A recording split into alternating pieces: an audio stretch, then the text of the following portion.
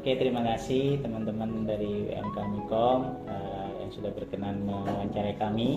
Sebelumnya perkenalkan, nama saya Taufik Hidayat. Saat ini saya mengelola perusahaan bernama PT Duta Kreasi Semesta dengan unit bisnis atau brand. Yang pertama itu Jogja Translator, yang kedua Jogja Tourist Information, yang ketiga itu Jogja Logistorik. Nah, itu bisnis tiga tersebut menangani apa saja? Yang pertama menangani penerjemahan dokumen tersumpah dan vendor alat-alat penerjemahan untuk event internasional. Yang kedua, kami ada jasa rental penitipan koper yang bernama Jogja Logistorik. Terus yang ketiga, kita bernama Jogja Tourist Information, itu berhubungan dengan perjalanan wisata. Nah, mungkin itu perkenalan singkat dari saya, Pak ya. Ya, nama saya Endar Tonari. Saya sebagai owner di PT Eto Nusantara Jaya, yang kebetulan memang perusahaan saya itu lebih bergerak bergerak di bidang jasa dan vendor pengadaan seperti kayak transportasi. Kemudian ada beberapa yang memang perusahaan saya bergerak di bidang jasa sewa mobil, kemudian dan barbershop yang itu. Nah, ada beberapa memang yang lebih menonjolnya di bidang transportasi kalau buat saya gitu. Mungkin itu ya perkenalan saya.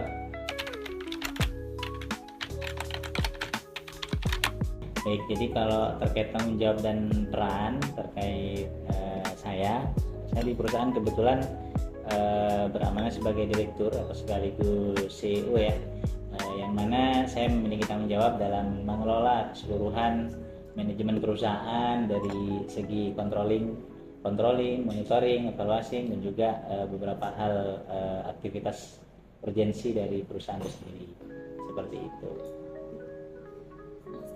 Sebenarnya pada posisi owner lebih sama ya, kurang lebih kita lebih ke quality control untuk karyawan, dan kita selalu ngecek yang mana yang kurang, mana yang harus ditingkatkan gitu. Ini Ustaz.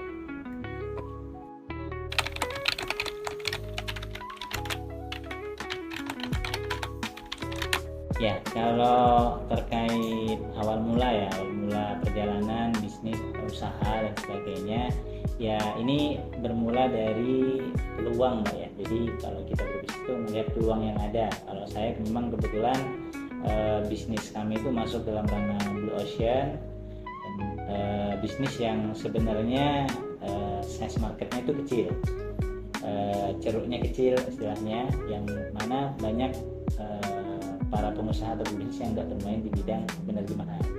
Tapi kalau untuk yang perjalanan wisata atau penitipan koper dan sebagainya itu memang sudah banyak. Makanya brand perusahaan kami itu ada 3. Jadi yang pertama kami mengurusi pengurusan dokumen, legalitas, visa dan sebagainya. Sementara yang kedua memang kami itu perjalanan wisata. Yang ketiga di penitipan barang dan koper. Kalau untuk kalau bisa dikatakan awal mulanya ya bermula dari pengalaman sih, yang artinya kalau usaha terjemahan itu awal mulanya ya memang karena belum banyak yang bermain di sana. Sementara kalau untuk usaha yang tadi koper dan sebagainya ya itu bermula dari misalnya ketika kita keluar dari Jogja ya, lagi perjalanan wisata ke Bali, ke Jakarta atau kemana. Nah, ternyata memang ada keresahan ketika kita membawa alat atau barang yang banyak gitu ya. Sementara penginapan dan sebagainya misalnya kita 3 hari dan sebagainya, nah ada space di sana yang memang sebenarnya bisa kita manfaatkan, tapi itu kesulitan ketika barang-barang yang kita bawa banyak.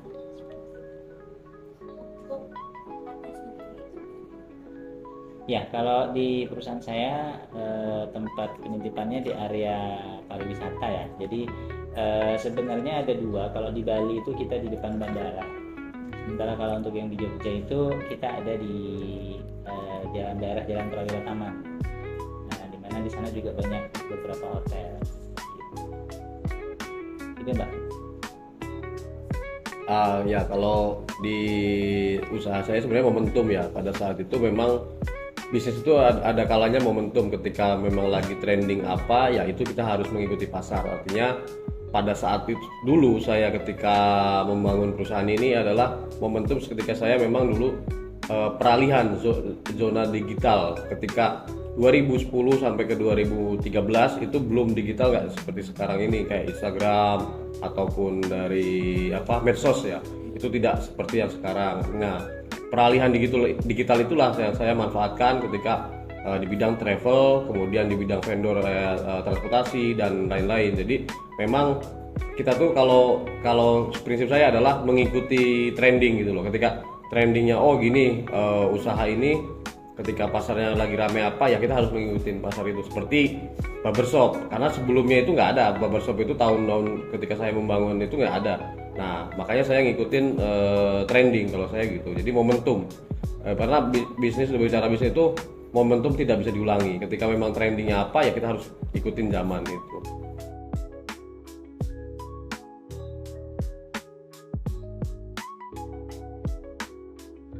Ya, kalau dulu mungkin kita masih sama-sama konvensional ya. Artinya beberapa lini usaha bisnis itu masih kita melalui bersurat, melalui penawaran brosur di jalan-jalan dan sebagainya.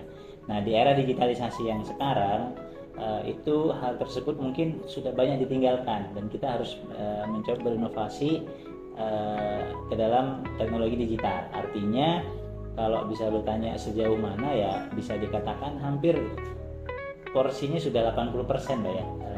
Kami memakai digitalisasi teknologi sebagai salah satu campaign kami di perusahaan. Sementara 20%-nya kita nggak meninggalkan 100%. Jadi tetap kalau di perusahaan saya 20% itu tetap kita laksanakan secara konvensional seperti itu. Kalau bahkan bisa dikatakan kebalikannya. Kalau mungkin dulu awal-awal baru mendirikan kami kebalik ya, mungkin digitalisasinya itu di 40, terus konvensionalnya 60 ya, 60-40. Tapi kalau sekarang kebalik, jadi kebalik dan bahkan menyentuh angka 80 untuk yang digitalnya dan 20% saja untuk yang konvensional. Mungkin itu Mbak. Ya sebenarnya sama sih, memang peralihan kita ngikutin trending gitu. Jadi untuk sekarang itu mau nggak mau memang yang perusahaan dulunya memang konvensional dari door to door, mulut ke mulut. Nah sekarang tuh lebih ditambah ke digital tadi, karena memang ya harus dituntut, karena kita harus mau nggak mau harus mau gitu. Jadi ya kita ngikutin zaman aja gitu. Harus.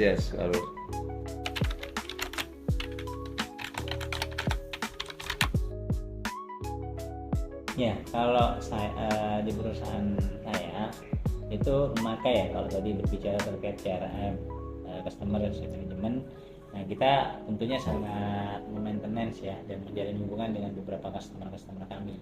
Namun memang di unit bisnis yang kami jalankan ada bisnis yang bisa repeat order dan ada juga yang tidak. Nah, kalau untuk yang repeat order, yang tidak repeat order itu tentunya di dokumen, karena dokumen tersebut biasanya bisa digunakan seumur hidup. Artinya klien kita hanya ya udah beli selesai putus. Namun ada peluang juga sih sebenarnya untuk CRM-nya itu ketika klien itu berbentuk lembaga atau perusahaan, yang artinya dokumen yang dikelola itu banyak. Tapi kalau untuk klien yang di perusahaan unit bisnis PT kami yang bergerak di bidang perjalanan wisata atau tadi penitipan kopernya, itu tentu menjadi bagian hal yang sangat penting ya terkait poin CRM itu. Ya salah satunya dengan adanya CRM, klien itu kita maintenance, akhirnya mereka trust, dia berkunjung ke Jogja atau Bali, tentunya mereka akan nitip barang atau menggunakan jasa perjalanan wisata sekali. Gitu Pak. Jadi artinya ya sangat efektif. Ya sama sebenarnya, intinya perusahaannya sama. Memang sangat efektif ketika CRM itu. Jadi ketika apalagi tempat kita ya, misalkan kayak di rental mobilnya ataupun IO tour gitu kan, memang hospitality kayak pendekatan ke customer juga penting, karena kalau di bidang jasa itu harus totalitas ketika servis mereka. Jadi target kita adalah setelah misalkan event tour ini selesai, dan kemungkinan tahun depan ataupun dari teman-temannya ini bakal balik lagi ke kita. Dan tadi saya bilang di samping teknologi informasi yang tadi digitalisasi itu, ya nanti kita juga pakai yang cara lama konvensional dari mulut ke mulut. Nah itu ya, intinya ya seperti itu.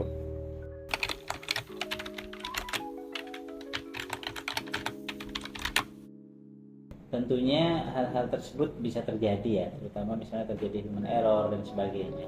Contoh kalau di kami lebih kepada ketika ada transaksi-transaksi yang itu memang di luar jam kerja. Nah, memang kita penggunaan digitalisasi ini karena memang nggak terbatas ruang dan waktu. Kalau dulu itu klien itu biasanya ya akan menghubungi sebuah perusahaan dan sebenarnya pasti di jam kerja, jam 8 sampai jam 4. Nah, di zaman sekarang kadang ya mereka biasanya sebelum tidur, tengah malam dan sebagainya.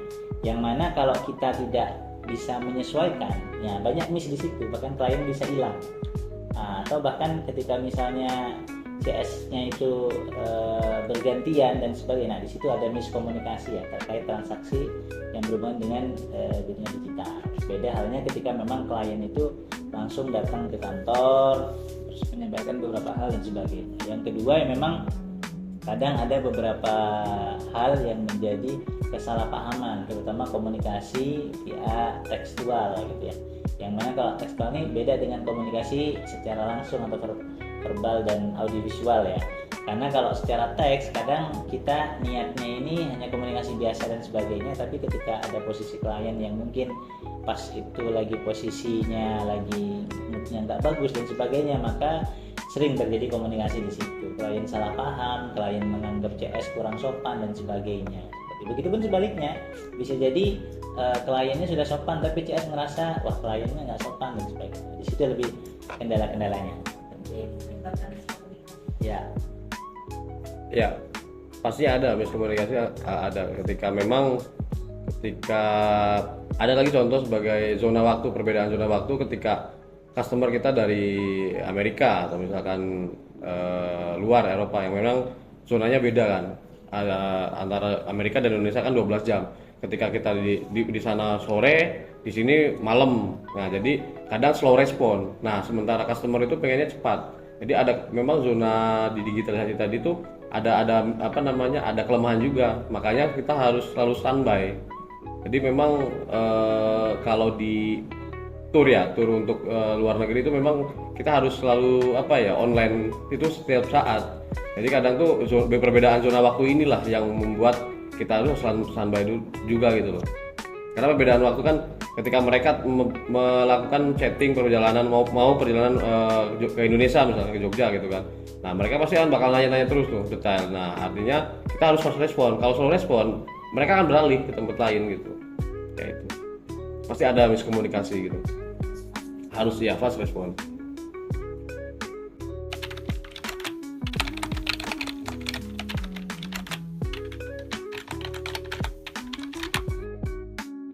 Kalau dari PT atau perusahaan kami, tantangan terbesarnya itu berada dari eksternal ya, terutama lebih kepada kompetitor yang kadang gampang menduplikasi. Meskipun itu secara korporasi, peraturan korporasi dan sebagainya itu sah-sah saja, tapi secara etika bisnis dan sebagainya, ketika hal-hal tersebut diduplikat 100%, nah itu menjadi sesuatu yang melanggar secara etika ya. Tapi kalau misalnya berhubungan dengan landasan hukum dan sebagainya, itu bisa kita tuntut dan sebagainya. Tapi itu menjadi tantangan tersendiri bagi sebuah perusahaan, terutama kami juga, yang artinya beberapa kompetitor itu biasanya pada bermunculan baru mereka mengamati, tiru, modifikasi. Nah, itu menjadi tantangan tersendiri bagaimana perusahaan kita tuh menaikkan value kita. Bagaimana value kita kalau misalnya udah bertahun-tahun, gimana kita terus bisa bertahan atau bahkan melebihi beberapa kompetitor yang baru-baru tersebut. Mungkin itu tantangan terbesar kami. Tantangan yang kedua mungkin lebih kepada pengelolaan karyawan.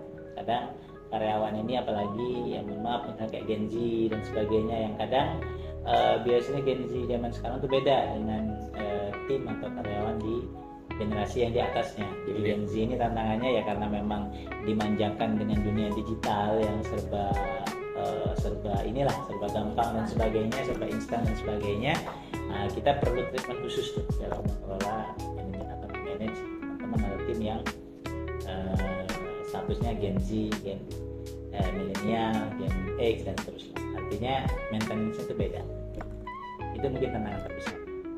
Ya, kalau di tantangan perusahaan saya ya itu memang ada eksternal dan internal. Memang sama intinya, kalau ketika internal itu ya kembali ke karyawan kita. Ya memang perbedaan tadi kayak Gen Z, Gen milenial. Nah, jadi memang pola kerjanya internal kita juga beda gitu kan. Nah, yang eksternalnya ya kompetitor tadi memang. Jadi ketika bisnis apa yang kita jalankan, kita memang karena ya ada digitalisasi ini ada bagusnya, ada lemahnya gitu loh. Ketika digital ini, ketika ini kan orang tuh bisa melihat dapurnya kita. Misalkan Instagram itu kita mau promosi apa, nah gampang banget duplikatnya tuh. Apalagi banyak aplikasi-aplikasi yang misalkan kayak Canva gitu, kita melihat posternya apa, seperti apa yang happening. Ini misalkan Eton ini di Instagramnya lagi happening apa nih.